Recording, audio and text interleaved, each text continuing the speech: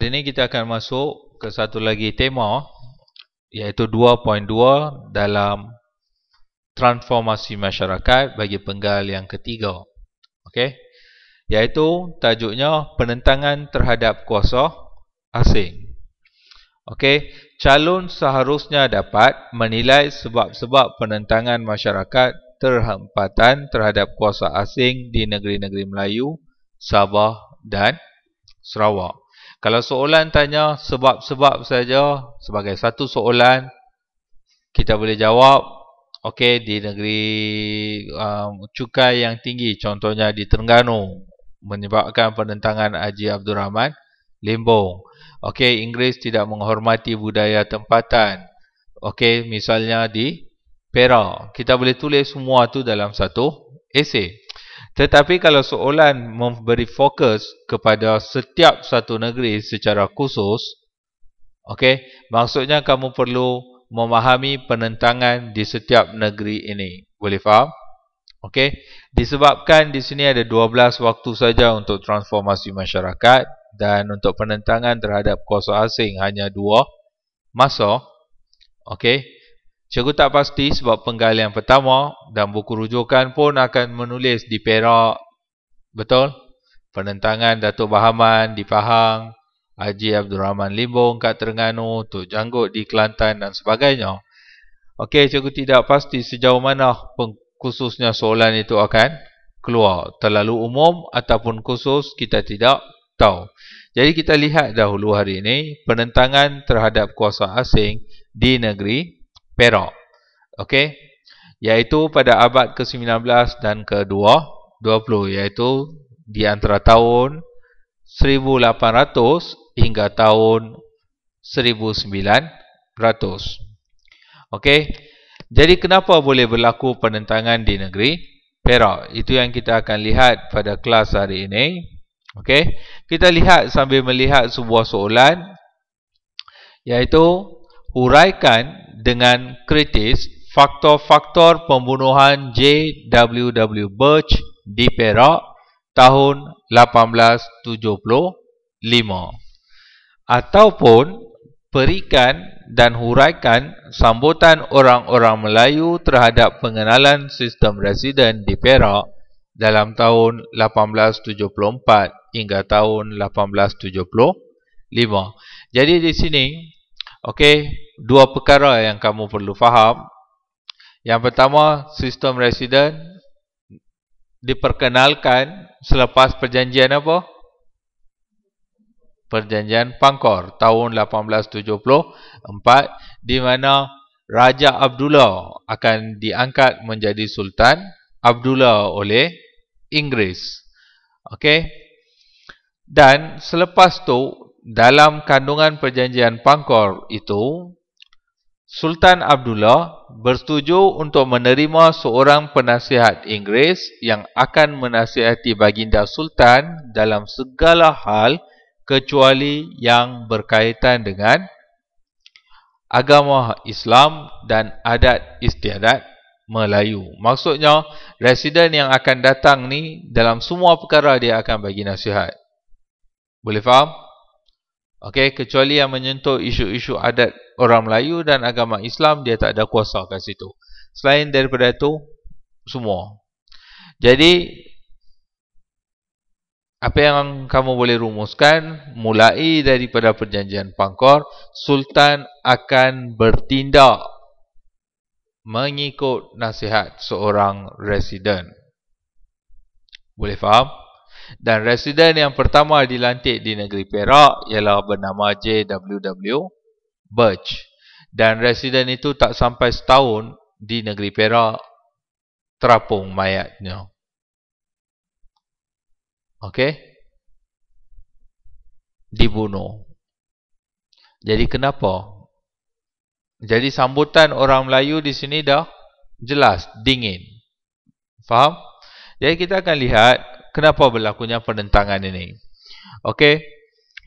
Lebih kurang isinya akan sama dengan negeri-negeri lain. Jadi kalau dia soalan itu keluar secara umum pun kamu boleh tulis. Kalau soalan ini tanya tentang khusus pun kamu boleh tuliskan. Boleh faham? Jadi ambil perhatian benda ni ya. Dengan persetujuan perjanjian Pangkor, pengenalan okey, pada 20 Januari 1874, maka bermulalah era baru dalam pensejaraan Malaysia. Inggeris memulakan dasar campur tangan dalam al-ehwal politik dan pentadbir negeri-negeri Melayu. Tahun 1874 baru bermula. Kamu kena faham perkara itu. Sistem residen ataupun sistem penasihat yang diperkenalkan, Sultan akan memerintah negeri dengan menerima nasihat dari pegawai Inggeris yang dipanggil atau digelar residen. Campur tangan di Perak telah mendapat tentangan daripada pembesar-pembesar Melayu. J.W.W. Birch yang dihantar ke Perak untuk menjadi residen pada bulan November 5 hari bulan tahun 1874 telah akhirnya dibunuh pada November 2 hari bulan tahun 1875. 3 hari lagi untuk dia menyambut sambutan ulang tahun pertama di Perak. Tak sempat, dah habis cerita. Faham? Boleh? Tak sampai setahun Okey, jadi kenapa boleh sampai kena bunuh? Kita lihat di sini.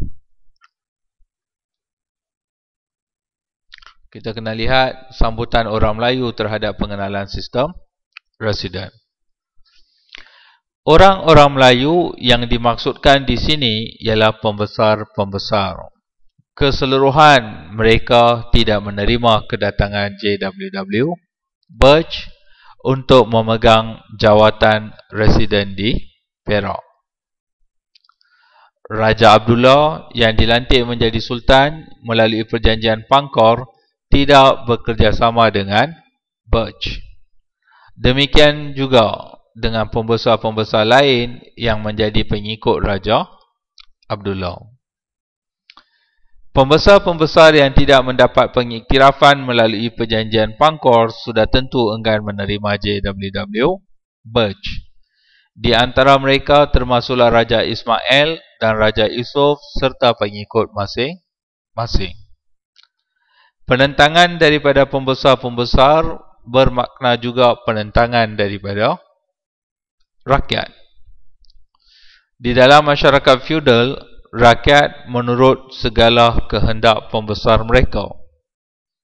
Kerana patuh kepada pembesarnya, pada 2 November 1875, sepuntung hamba kepada Datuk Maharaja Lela telah membunuh J.W.W. Birch. Okey, nampak? Okey, ada 3 keadaan di sini yang kamu kena terangkan. Okey, pembesar yang pertama Raja Abdullah yang bersetuju untuk menerima seorang residen melalui perjanjian Pangkor itu sendiri, tak mau terima. Apa yang dia nak sebenarnya pada ketika itu hanya mau menjadi sultan. Tetapi dia tidak sedar dengan tindakan untuk menerima seorang residen akan menyebabkan baginda hilang segala kuasa. Okey, jadi bila Raja Abdullah tak setuju, dah tentu pengikut-pengikut Raja Abdullah pun takkan setuju. Yang kedua, ketika Sir Andrew Clark menghantar Frank Swettenham dan W.A. Pickering untuk menjemput orang-orang Melayu, dah tentu Raja Abdullah saja yang pergi, betul? Raja Sultan Ismail tak pergi, Raja Yusof tak pergi. Sebabnya mereka tanya, siapa British untuk menentukan politik negeri Perak? British tiada hak untuk menentukan siapa bakal Sultan. Dari awal lagi mereka tak menerima. Jadi dah tentu mereka enggan bekerjasama dengan Birch. Dah tentu pengikut-pengikutnya juga akan berbuat demikian. Jadi boleh dikatakan hampir ke semua pembesar-pembesar termasuk Sultan tidak menerima Birch atau tidak bekerjasama dengan Birch. Okey. Okey, kita lihat Sebab-sebab Birch dibunuh. Okey. Yang pertama, kelemahan perjanjian Pangkor.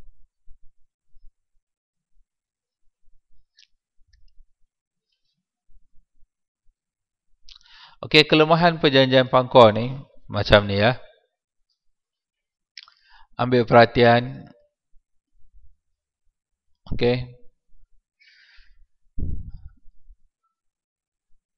Perjanjian Pangkor ditandatangani bulan Januari, betul?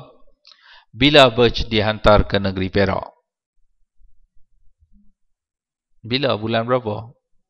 November. Di antara Januari dengan November ada lebih kurang 10 bulan, betul? Dalam tempoh 10 bulan ini, wujud satu keadaan bila Raja Abdullah dah menjadi Sultan Abdullah, dia dah terlalu bebas. Dia bebas memerintah. Boleh faham? Dia boleh buat suka hati dia. Okey, tiba-tiba bulan November tu baru Birch datang. Bila Birch datang, dia kata tak boleh buat dia ni, kena buat macam ni, macam tu, macam ni. Dia jadi macam terkongkong. Boleh faham? Dia rasa tidak puas hati. Jadi, dikatakan kalau Inggeris menghantar Birch sebaik sahaja ataupun menghantar seorang residen, sebaik saja perjanjian Pangkor. Kalau bulan Januari perjanjian Pangkor, bulan Januari juga dihantar atau bulan Februari dihantar, keadaan dia mungkin berbeza. Penerimaan Raja Abdullah pun mungkin berbeza. Boleh faham? Macam kamu masuk ke tingkatan 6. Bila masuk minggu pertama, kamu diberi kebebasan buat suka hati kamu. Kamu dibiarkan 2 minggu orientasi. Okey, selepas tu diberi kebebasan. Tiba-tiba dah sebulan kamu dah bebas, seronok. Baru mula kelas, bagi penekanan kepada disiplin dan sebagainya. Mungkin ada yang tidak boleh terima. Okey, sebab kamu dah biasa kepada satu keadaan yang dah bebas, kemudian nak patah balik dah terlambat. Boleh faham? Okey. Macam itulah keadaan di negeri Perak. Yang ini puncanya ialah kelemahan perjanjian Pangkor menempatkan seorang residen di negeri Perak dengan segera. Boleh faham? Okey, bila kamu dah lupa segala-galanya, inilah huraian dia. Kamu ini. Sekarang kita lihat huraian yang lebih cantik daripada pengarang buku, iaitu bagaimana dia menyampaikan perkara yang cikgu sampaikan secara tidak formal tadi itu dalam ayat yang sewajarnya supaya pemeriksa faham.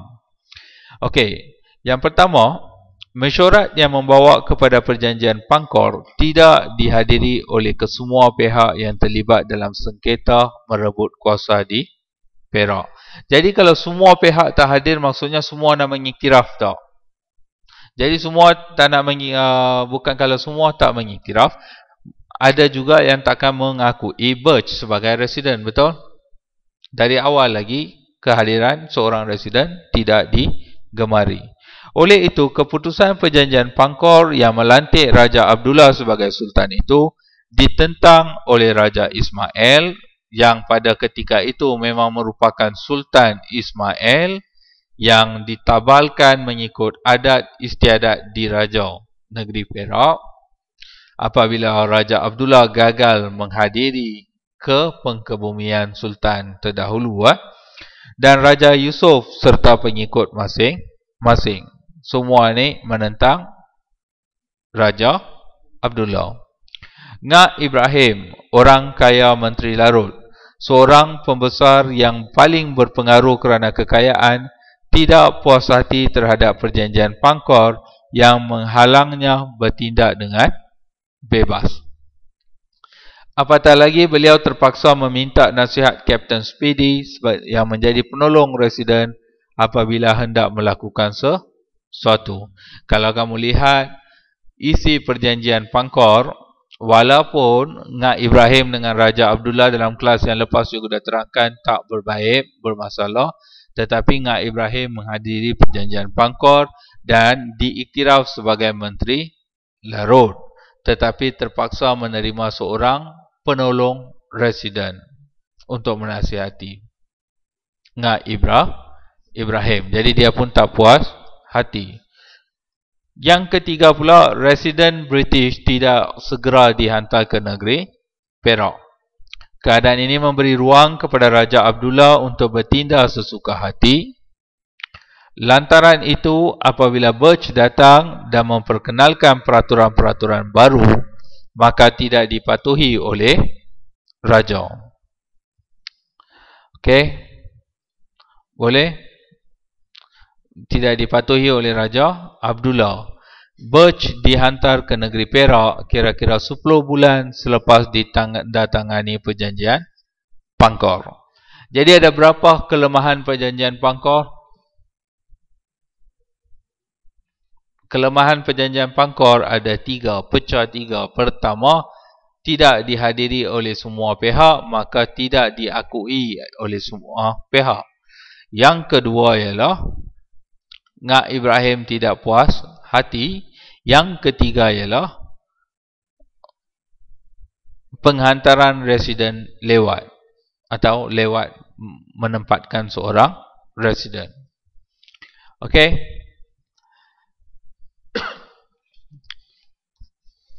Itu adalah faktor pembunuhan Birch yang pertama. Yang kedua, pengenalan peraturan baru.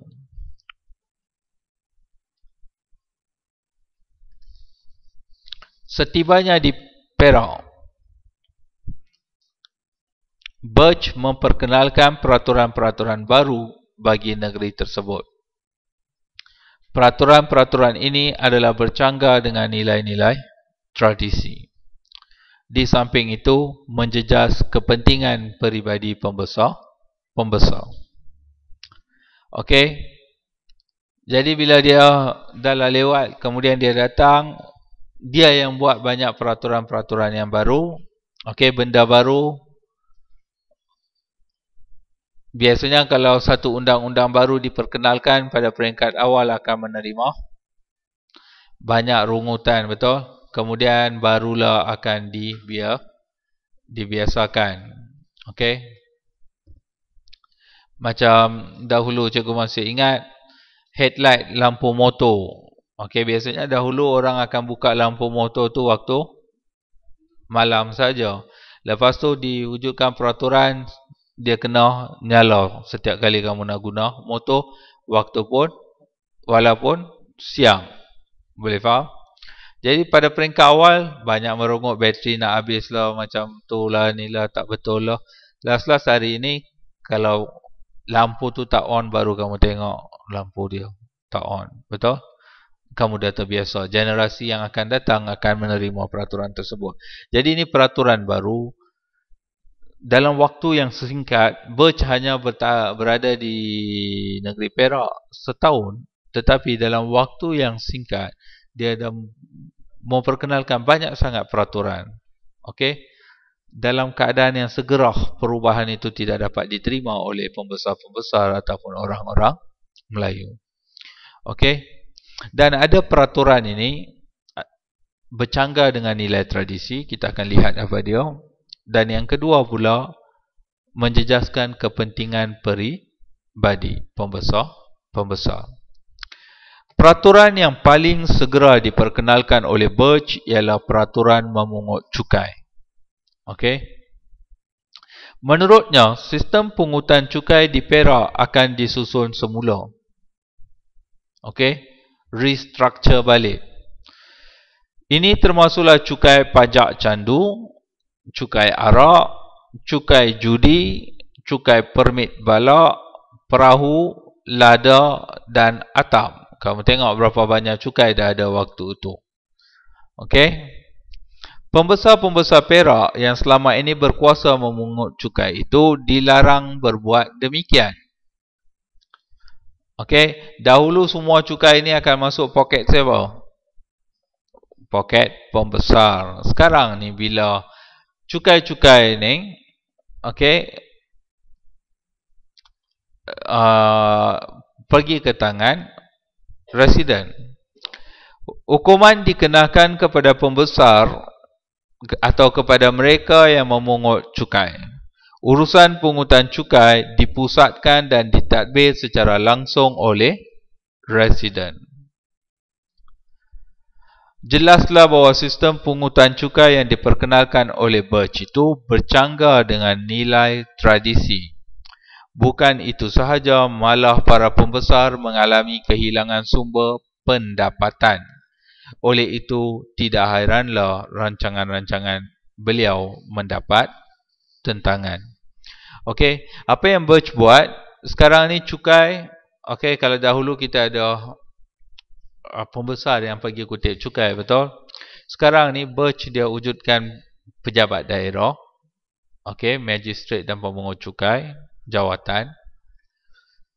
Kemudian semua orang kena datang membayar cukai kat situ. Setiap daerah akan ada yang ni. Dan cukai ni akan dipusatkan, pergi masuk ke perbendaraan kerajaan. Boleh faham? Okey, jadi orang yang bertugas di situ, di pejabat-pejabat atau pemungut cukai ni dibayar gaji bulanan. Katakan RM100 sebulan, habis yang tu sahaja.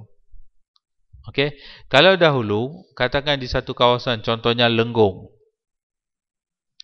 RM1,000 cukai yang diperolehi, masuk ke pembesar RM1,000. 500 mungkin pembesar ambil, 500 lagi bagi kat Sultan. Sekarang ni kalau kamu dah bayar gaji tetap, orang yang dibayar gaji itu kena pastikan semua bayar cukai. Dan gaji dia RM100 saja. Balance 900 akan pergi ke perbendaraan negeri. Masalah dia kat sini, memang sistem yang baiklah. Macam hari ini sistem itu diamalkan sampai sekarang, betul? Okey, ibu bapa kamu kalau pergi bayar cukai tanah dan sebagainya, semua akan pergi bayar di pejabat tanah. Okey. Tapi benda baru. Okey. Dan waktu yang sama, bila Birch buat peraturan ini, dia tak memikirkan tentang kedudukan pembesar-pembesar ni. Pembesar-pembesar ni sudah mempunyai, kita panggil status quo. Secara turun-temurun mereka mewarisi keistimewaan ini. Punca pendapatan mereka di sini. Bila tiba-tiba hak mereka dirampas, mereka tidak dapat terima. Boleh faham? Boleh faham? Okey. Jadi mereka mulakan penentangan. Sebab mereka dah hilang punca pendapatan. Lainlah Birch dia bagi tahu, kita bagi allowance sebagai ganti rugi. Semua tak buat macam tu. Dia terus rampas hak mereka yang mereka atau keistimewaan yang mereka nikmati secara turun-temurun. Jadi kemudian kita lihat, Birch juga bercadang untuk mengadakan undang-undang awam dan jenayahnya sendiri. Dalam erti kata lain, kalau benda ini dilaksanakan, pembesar juga telah hilang kuasa dalam soal mengadili. Okey, ianya akan dikuatkuasakan oleh sepasukan polis kerajaan. Okey, penghulu di semua kampung akan bertanggungjawab kepada residen dan bukannya kepada pembesar-pembesar tradisi. Sekarang ni penghulu-penghulu kena bertanggungjawab kepada residen. Seorang hakim yang dilantik oleh Inggeris menggantikan Sultan sebagai ketua hakim di negeri itu. Rancangan ini juga bercanggah dengan amalan tradisi. Okey, Sultan hilang kuasa kehakiman sebagai ketua hakim. Okey, ini peraturan. Pertama cukai, yang kedua dari aspek apa? Undang-undang awam dan jenayah, yang ketiga penghapusan hamba. Langkah Birch untuk menghapuskan perambahan merupakan satu lagi tindakan yang tidak popular di kalangan pembesar-pembesar Melayu. Okey, kenapa hamba ni menjadi satu perkara penting? Dahulu, okey, kamu nak bezakan orang biasa dengan pembesar, satu je, dengan jumlah hamba. Kalau dia memiliki hamba yang ramai, hamba yang banyak, maksudnya status sosialnya lebih tinggi. Boleh faham? Macam hari ni kamu nak bezakan orang kaya dengan yang miskin, kita boleh tahu daripada kenderaan yang dia guna, pakaian, rumah kediaman dia. Okey. Dia ada ahli kelab mana, okey, golf club, resort dan sebagainya. Lepas tu vacation yang dia pergi dan sebagainya. Okey, hari ni kamu boleh nampak lah. Okey, dahulu rumah pembesar dengan orang biasa dua-dua papan. Okey, pembesar tak main golf. Okey, apalagi naik kapal terbang pergi bercuti ke Europe dan sebagainya. Jadi status sosial tu macam mana kamu nampak? Melalui hamba. Okey. Jadi institusi perambahan ini ialah satu institusi yang sensitif. Okey. Institusi perhambahan merupakan sebahagian daripada kehidupan pembesar-pembesar Melayu. Mereka diperlukan untuk menguatkan kedudukan seseorang pembesar dari segi kuasa atau ekonomi. Pembesar yang sikit hambanya maksudnya ekonomi dia tak kuat, dia tak mampu. Dia tak mampu sangat. Oleh itu, sebarang rancangan untuk menghapuskan sistem ini tentulah ditentang. Di Perak terdapat berbagai-bagai jenis hamba. Okey, dan di antara hamba-hamba ini ada hamba yang berstatus tinggi dalam dalam masyarakat. Misalnya hamba raja.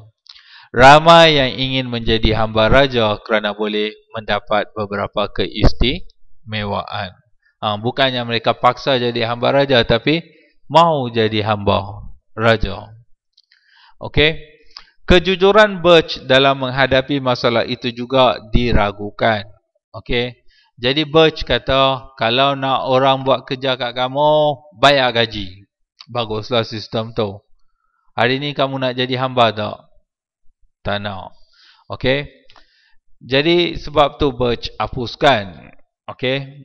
Malangnya kejujuran dia mula diragui dalam menghadapi masalah itu.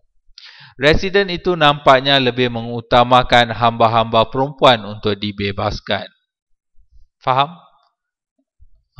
Prioriti lebih kepada hamba perempuan. Misalnya pada 28 Julai, siap ada tarikh lagi ya, tahun 1875, dua orang hamba perempuan bernama Tipa dan Senai. Ada Tipa dalam kelas ni. Tak ada. Tipa dan Senai. Okey. Dan pada 30 Julai seorang yang bernama Serapa, okey, telah lari dari tuannya dan diberi perlindungan.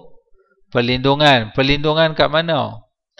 Mereka ditempatkan di residensi di Bandar Baru. Kat situ, di sana ramai orang-orang Birch yang tinggal bersama. Tengok ayat seterusnya bagi satu gambaran. Dia tak tulis apa-apa. Mereka semuanya lelaki. Okey. Pada suatu hari, Birch telah membawa seorang hamba perempuan Melayu yang menyamar dengan pakaian Cina ke Pulau Pangkor. Berhenti kat situ, yang lain otak kotor kamu akan tafsir. Okey? Boleh faham? Jadi pembesar pula tak puas hati. Dahlah mereka lari pergi ke Birch, Birch sapu. Boleh faham? Jadi mereka dah tak suka benda ni berlaku. Seterusnya, yang pertama kita lihat kelemahan perjanjian Pangkor. Yang kedua kita lihat pengenalan peraturan baru. Dalam pengenalan peraturan baru ada berapa isi? 3. Penstrukturan sistem pungutan cukai. Yang kedua, undang-undang awam dan jenayah. Yang ketiga, penghapusan sistem perhambahan. Kamu tak ingat semua pun tak jadi masalah, tapi cikgu nak nota kamu jelas seperti yang cikgu tulis. Okey? Faham? Poin tu mesti ada, yang lain semuanya dalam kepala kamu. Yang ketiga pula, sifat Birch atau kepribadian Birch. Okey? dia bukan setakat undang-undang kelemahan perjanjian Pangkor. Diri Birch sendiri mungkin masalah boleh timbul tapi taklah sampai kena bunuh. Faham? Kalau sikap Birch itu agak baik, pembesar-pembesar pun rasa simpati nak bunuh dia, boleh jadi juga, betul? Yang ni tak, mereka rasa sangat nak bunuh sebab apa? Iaitu sifat Birch seorang pendesak dan tidak diplomasi. Tidak diplomasi, dia tak berbincang. Okey, dia buat keputusan sendiri. Okey, dia tidak menghormati pembesar-pembesar seperti yang sepatutnya, padahal dia hanya adalah sekadar seorang penasihat. Okey, boleh faham? Okey, kita lihat sifat Birch.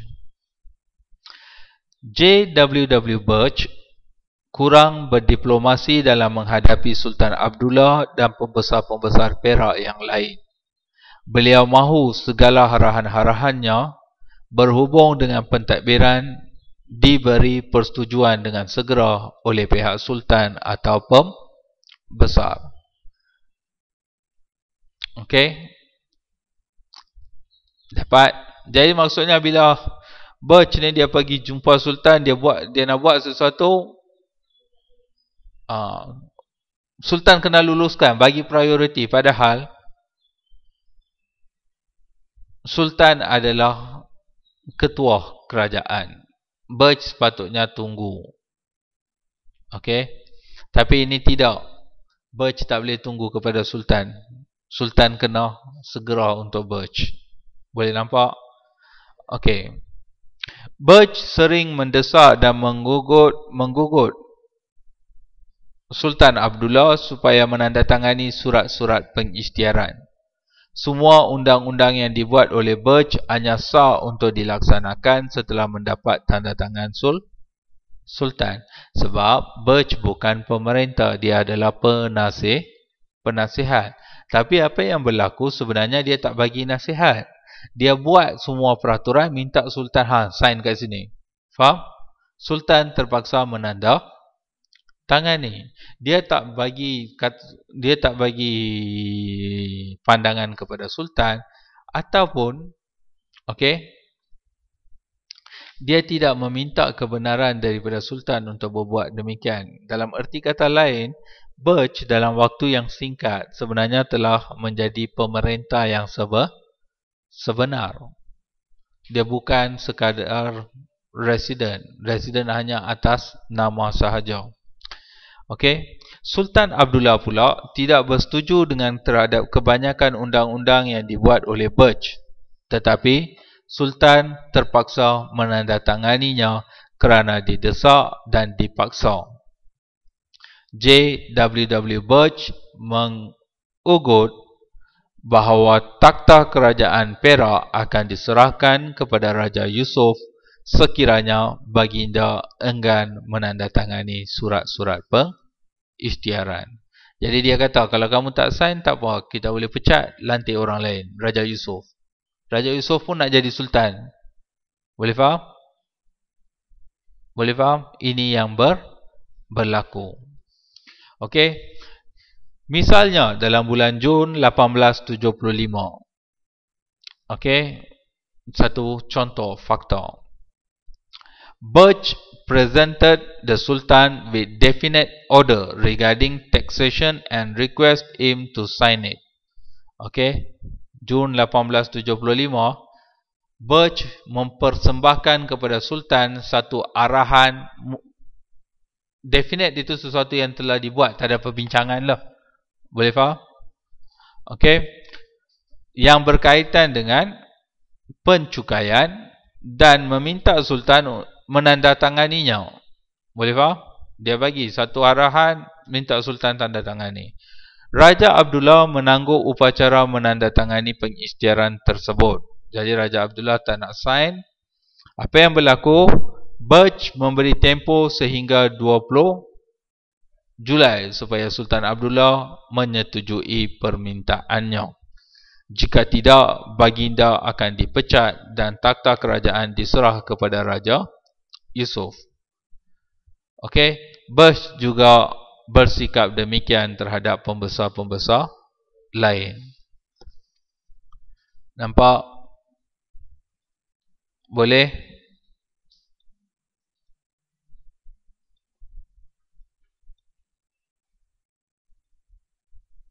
Okey.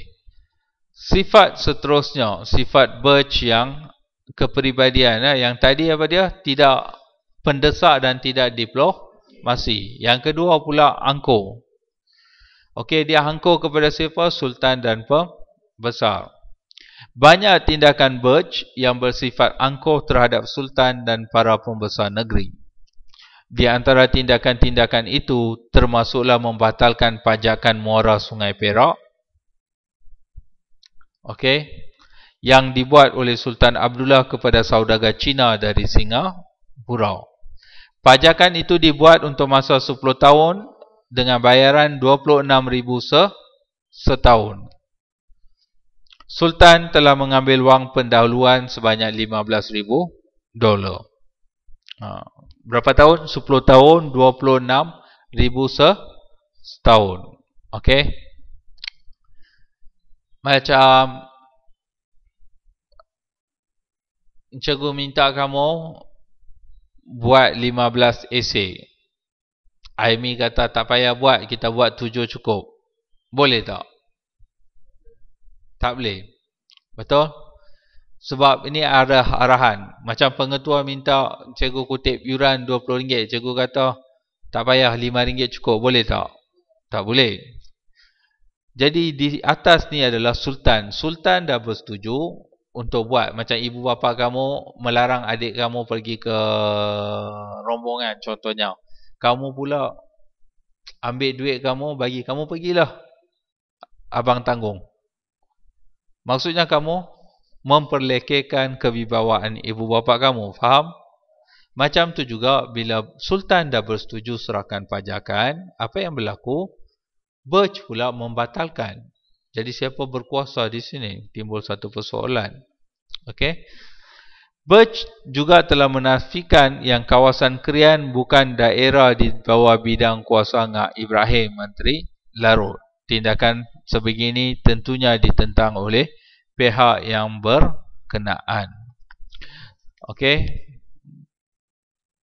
Kalau kamu lihat sebenarnya bila Birch batalkan pajakan tersebut, bagi balik pajakan tersebut kepada saudagar Cina yang sama dengan nilai yang lebih tinggi. Yang tu kamu boleh baca dalam buku lain. Okey, tapi yang penting sekarang yang itulah. Sultan bagi pajakan, dia batalkan. Boleh faham? Itu tindakan yang biadab. Satu lagi contoh tindakan angkuh dan sombong daripada residen itu ialah arahannya supaya membakar rumah Ngak Ibrahim di Bidor. Bidor, kamu tahu kat mana? Kat Ipoh? Tapak. Dekat-dekat Sungai. Betul? Bidor, Sungai, Tapak, semua kat situ. Okey? Lebih maju dari Lenggong.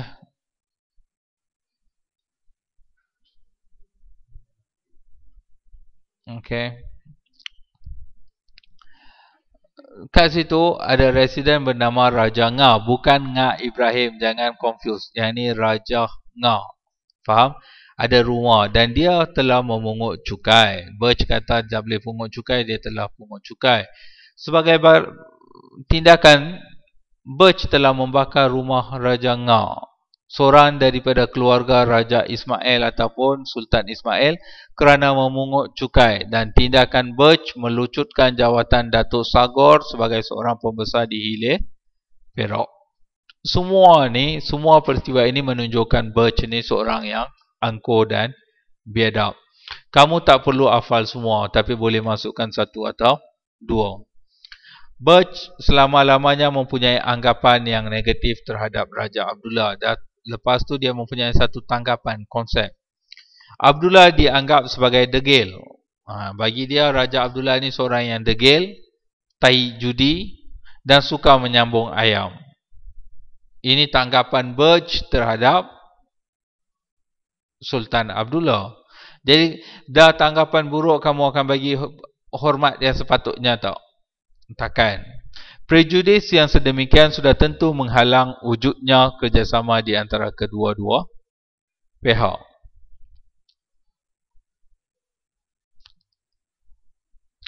Okey. Dapat? Okey, yang lain kita sambung dalam kelas yang akan datang.